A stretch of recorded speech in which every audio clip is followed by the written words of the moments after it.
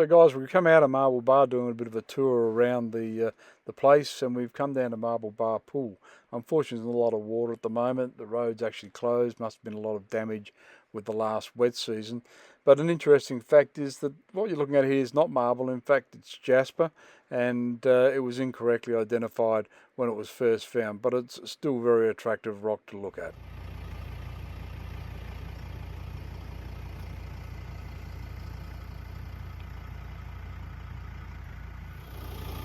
Here we are at the Jasper deposit in Marble Bar, and Jeffrey's gone looking for precious rocks. He's found a few already. I'm not sure how precious they are, but This is like gold. well done, Jeff. Has it actually got gold in it? That would be good. He gets a bit excited about stuff like this. We could be here for hours. What treasures have you got, Jeff? I'm thinking we might upgrade. I've got so many riches here, but honestly, we could probably just fly around the country now. First class? Have a look at this. I mean, look at that beautiful piece there. Now, it'd look a lot better if it was wet. Remember, it's still covered in dirt. Oh yeah, you've got to do the washing process. And there's this piece. It looks like just rocking outside, but you look on the inside, and it's Oh yeah. a beautiful piece. That looks semi-precious. It's not semi-precious. It's precious, yeah. Precious. Oh my gosh, I'm so excited. What are we doing with all these rocks? Well, I don't know. Where are we going to put them? We've discovered this gold mine. How do we protect it from everybody else? I don't know. It's actually in the tourist attraction, so I don't know if you're going to be able to protect it. Are you disappointed about that? How impressed is BJ? More down there for a moment. Oh my gosh, oh my gosh. Look at this. Someone's Throwing obviously... them on the ground. He's honestly so excited about this place. I don't think I'll ever get him out of here. He's loving it. Oh, but wait, there's more. And there's this big goldy coloured rock over there, about this big, but it's too bloody heavy to pick up to bring here and show you. Probably not worth any anyway, not compared to this stuff. Oh, this looks like the real deal. Look at that, beautiful. Oh gosh, that Bloody looks... colour.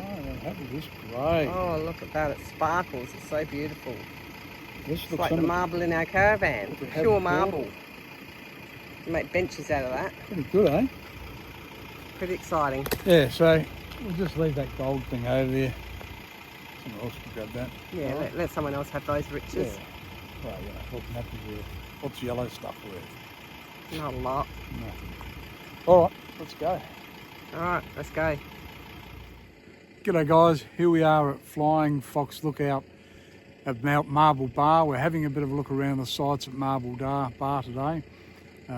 We left Carrawine Gorge this morning, and after probably a good half an hour or so, and with help from some other campers, finally got the van out over the top of the loose rocks, which was sinking the tyres down about 6 to 8 inches, and we had in the end 8 wheel tracks to help us. But once we got over the hard part, it was pretty easy getting out. But yeah, that was a bit adventurous. We made our way, pumped the tyres back up, made our way here into Marble Bar.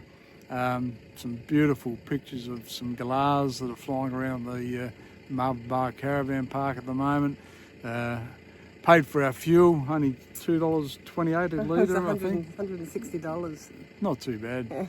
And then we're just on the lookout today. We've been down to Marble Bar Pool, but unfortunately the roads are closed there. It looks like it's had some fairly severe damage during the last wet season, and we've got a couple of pictures, but nothing like one we'll show you from out of the brochure, where the colours look absolutely amazing, vibrant, don't they? Look amazing. And then we've just been down to the Jasper deposit, and found all sorts of little gems down there. Oh yeah, Jeff was very excited. Oh, I tell you, we might be able to trade the car in and start flying first class around the world instead of doing this outback stuff. So we'll see how we go. But I've got to say, guys, too, while we've been travelling, a couple of times we've been put onto some very good audio books, and the first one that we did was Jack and Harry, and that deals with a couple of young lads who attempt to flee from the law as 14 and 15-year-olds, finish up making their way up into the Northern Territory, joining a stock route team as drovers, make their way down to eventually, without getting too much of the story away, Cooper Pedy, while all the time their parents looking for them desperately. But a lot of it centres around the country life, the Western Australia bush life, and I'd really strongly suggest that if you've got any interest in that, it's actually 2 books. Jack and Harry, the area that they concentrate mostly on is the Pilbara region, which is where we are at the moment, and it's such a beautiful region. You can understand why the writer has utilised it as, I guess, information or a backdrop for the story itself. It's a fiction. And then the second story book that we've been listening to, which we're still listening to, is a story about the Duracs, which if aware of Australian history, we know the Duracs were very early pioneers back in about the 1860s, I think, where they first settled down in the Cooper Creek area and took up vast amounts of land for cattle breeding, and then eventually moved across to the Kimberley area. Up to the Kimberley area up near Lake Argyle, and in fact the homestead is still in place, and so we're planning on seeing that once we finish doing the Gibb River Road. And that book, whilst it's a factual book, it's really, really interesting. I'm particularly interested in the Kimberley area that they're talking about and the hardships that they went through. It's written by the great-granddaughter of the actual Patsy Durack who first came out to Australia, the Irish guy. So we've had a really lovely time here in the Pilbara. Tomorrow we head up to Port Hedland just for a quick overnight stay, and then we're into Broome for 4 or 5 nights. Yep. And then we make our way towards Derby and over towards and down the Gibb River Road. Yep. We'll sit down and make some plans about that in the next few days, exactly what we're going to do, whether we're taking the caravan or we just sort of see exactly what we can do and what we can't do, particularly with the dog. There's some areas, obviously national parks, you can't take the dogs to, Mitchell Falls Plateau and Bungle Bungle Ranges, to name a couple, but there are a number of stations, and some of the comments that we've read in research tell us that that people are, a lot of the stations are happy to look after your dog for a day or two if you need to go off somewhere, so we'll explore that option as well. So might give BJ a bit of a well-earned rest he can work with a couple of the cattle dogs on the station. What do you reckon? How do we go? I think he'll die. I think you're right. All right, well, that's it for us from Marble Bar. Keep watching. We will speak to you again soon. Bye. See you guys. So we've come up here to Flying Fox. Look out at Marble Bar. There is actually a flying fox here. No one using it, but interesting.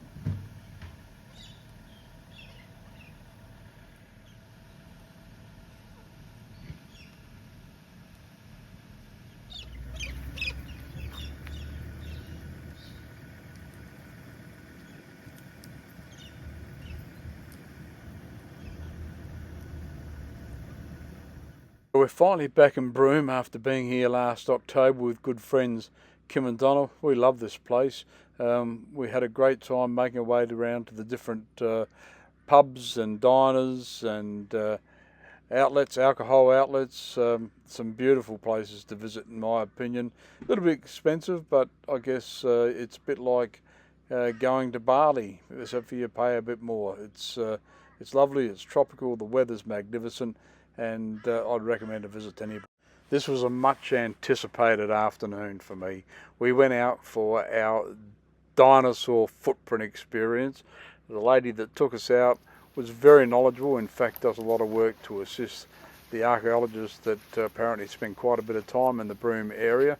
They came out of Queensland University in the main, but it was a really, really interesting tour. It went for about 3 hours, I suppose, and what the lady told us, and as she explained the footprints that we were looking at, because initially they just looked like indentations in the rocks, you could clearly start to see the patterns of how they were walking and so forth, and some are obviously more obvious than just the the round holes. So have a good look at this. I think you'll enjoy it. Go around. When the ridges erode down so they're flat to the surface, then they look like the central surface. So each of those circles was actually a layer that stood up. So we've got a back foot there, a back foot here, another one there. There's actually a front foot here, back foot here, one over there, one there, and one over there. Okay, and another one. For some reason, theropod tracks often come in threes. It's a huge bird.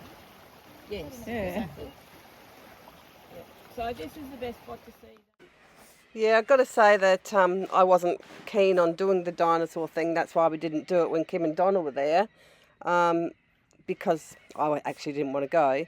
But I ended up going with Jeff, and I didn't mind it at all. It was quite interesting.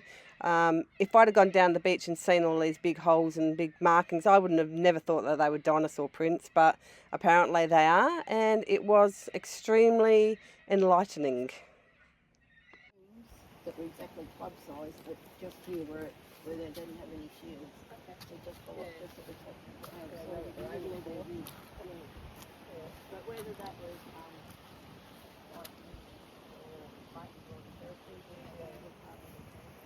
and at least half as big again.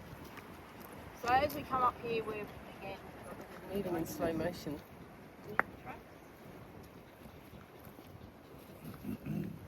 left, back, front, and then there's a right. There is actually a right one just there, and then we've got a right, back, and front here. So quite large, this one, and it's a bit hard to tell because you can't see this one, but this was probably a diplodocus because the tracks are quite close together. The other one starts about here.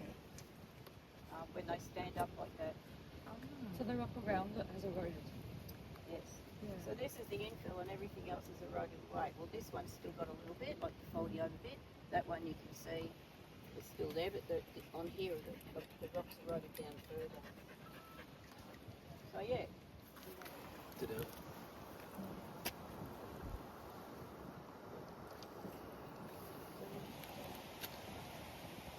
What's she call it? I don't know what she said it was. I can't think what it was called. So Libby may have been just a little facetious there with her inspired comments. Was it inspired? Enlightened. She was apparently enlightened. But it was a really good afternoon. And have a look at some of these photos as we made our way back to the car park. The beach was beautiful. The red ochre colour really stands out against the sun as it's starting to set. It was a really worthwhile time, and I would recommend it for anybody, to be perfectly honest. As we head into our last couple of days at Broome, we spent a bit of time in the pool. Really enjoyed the pool at the RAC Caravan Park there, and I'd recommend that highly. It's nice and close to the Cable Beach area. We went to the Spinifex Bar and Grill, had some cocktails, a few beers as well actually. Just thought we'd try it on a little bit and see how we go. Yeah, we had a nice meal there as well. It was a nice night. The weather was great, and you can take the dog there, which is nice. One of the other traditions in Broome is you have to go to the night market and see the staircase to the moon. Last time we went to the night market with Donna and Kim, it was very, very small and not a lot happening because it was sort of at the end of the season. This time they had a lot going on, a lot of entertainment, including fire dances, which was a little bit exciting and a bit different to watch. I almost burnt myself doing that. I thought I did a good job though. Yeah, righto, that's you. You're doing the fire dancing. That's definitely you, Jeff. Yeah. I'll tell you what though, the staircase to the moon, really, really enjoyed going down there, sitting for a couple of hours, meeting some people from Strathalbyn, when they happened to know one of my old friends from years and years ago. So I had quite an interesting little talk. But the staircase to the moon was packed, wasn't it? There was a lot of people there. Yep. And then the next night we went out to the Sunset Bar and Grill for our big flash dinner. Yeah. Had a few cocktails, had a really, really nice bottle of wine, a beautiful meal. It was expensive, but it was one of those like treat yourself places. And before dinner we had a beautiful, beautiful sunset. Saw the camels come home from the beach walk and just had an amazing night. all together. Yeah, it was very nice. The meals were beautiful, weren't they? Jeff had the surf and turf, which looked amazing. I had some lamb backstrap, I think. Great. Leave me to walk home. It's supposed to be giving me a lift on the back, but that's not happening.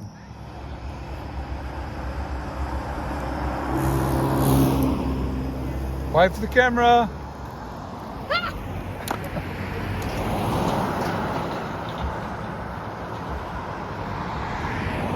Brings us to our last night here in Broome. We've had an epic time, haven't we? Really enjoyed the place. Yeah, we have, and one more night and one more sunset to go. We went to the Broome Surf Lifesaving Club for our last night. Had a few cheaper drinks. Just pay your $5. Yeah, you got to pay your $5 membership fee. Yeah. And you get cheap drinks, and we sat there for a few hours. Really, it was beautiful there. It was lovely and warm, and just watched the sun go down. Honestly, if you're just looking for a place to chill out and relax and forget about the world, you're not going to find too many more places better than Broome. The sunset's magnificent. Every night. Every night. The weather's been good. We absolutely love the place, and I don't think it'll be the last time we come to Broome. No, I think we'll come back. We've both times we've enjoyed it so much. So we might come back as what do they call them? Those granny tours or something? Yeah, we can do. We'll see how we go. They might not let me on, but you'll definitely be in for sure. Yeah, I will be. And with that, see ya.